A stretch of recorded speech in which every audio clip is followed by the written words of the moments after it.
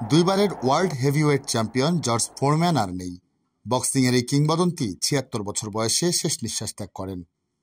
শুক্রবার সামাজিক যোগাযোগ মাধ্যমে ফোরম্যানের মৃত্যুর বিষয়টি নিশ্চিত করে তার পরিবার। ১৯৭৪ সালে আরেক কিংবদন্তি মোহাম্মদ আলীর সঙ্গে খেলা রাম্বল ইন দ্য জাঙ্গল ম্যাচটির জন্য বেশি পরিচিত ফোরম্যান। কঙ্গোতে অনুষ্ঠিত সেই ম্যাচ বক্সিং ইতিহাসের সেরা লড়াইগুলোর একটি। ম্যাচটিতে অবশ্য জিততে পারেননি ফোরম্যান। ১৯৪৯ সালের ১০ই জানুয়ারি টেক্সাসে জন্মগ্রহণ করেন ফোরম্যান। বেশি দূর পড়ালেখা করেননি তিনি। স্কুল ছাড়ার পর রাস্তায় ছিনতাই করার দিকে ঝুঁকে পড়েছিলেন।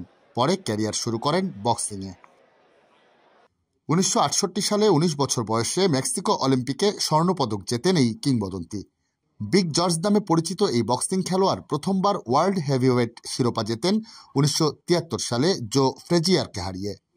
১৯৭৭ সালে সবাইকে অবাক করে মাত্র ২৮ বছর বয়সে হুট করে অবসরের ঘোষণা দিয়ে দেন তিনি।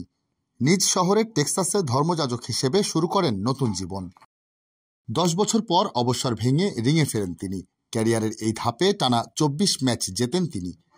পরে ১৯৯১ সালে ইভান্ডার হলিফিল্ডের বিপক্ষে হেভিওয়েট শিরোপার লড়াইয়ে হেরে গেলেও দুর্দান্ত পারফরমেন্স করেন। আর সেই ম্যাচ দিয়ে আবারও আলোচনায় আসেন এই বক্সিং তারকা।